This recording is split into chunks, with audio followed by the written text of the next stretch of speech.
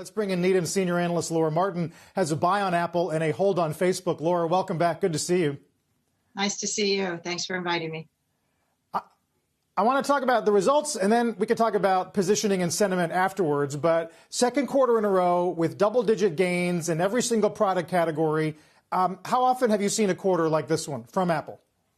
Well, I think the most important thing they said was that their installed base of products reached all-time highs. You saw margin expansion of 400 basis points to 42%, and they added 40 million subscribers, so they now have 660 million subscribers. Recall they have 1 billion active iPhone users, which means that 1 out of 2 iPhone users is taking some kind of subscription, all of which makes their bundle stickier and makes it less likely that consumers churn out of the Apple ecosystem.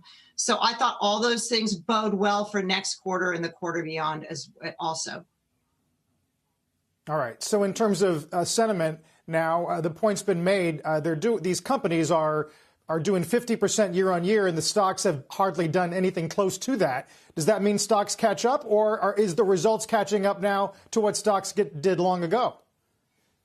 You know, I think that there is some concern in this chip shortage because they said that iPads and Macs are sold out and they had no idea when they'd come back. They were big over deliverers in the quarter that just ended. So I think one of the issues is, can their fundamentals, will it be held back? So I think a little bit what's going on with the stock today, especially, is that people aren't sure whether the over delivery will be affected going forward by the semiconductor and component shortages. Laura, gangbusters numbers from Facebook as well, with those shares up higher today, too. We're seeing that resurgence in ad spending, and certainly it's benefiting that company. But then when you factor in, just to bring this back to Apple, the iOS update and the focus on privacy, how is the company, how is Facebook positioned to navigate that, and what does it mean for those numbers, for those financials through the rest of the year? That was the most interesting thing about their call, because they had sent a letter to regulators saying that Apple's monopoly, they did it, IDFA was going to ruin Facebook, but they told Wall Street it wasn't going to have an effect.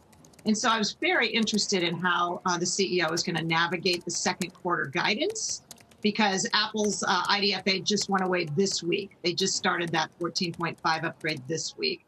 So basically what they said, what they had, the CFO said for Facebook, is that they were going to have at least as rapid revenue growth, year-over-year revenue growth, which was 48% reported, or a little better, which would imply that IDFA isn't having any negative effect, which makes you wonder, so basically they stuck to their Wall Street story that IDFA actually won't have an impact, even at the same time where they're telling Congress that Apple is a monopolist and shouldn't be allowed to do this to Facebook mostly.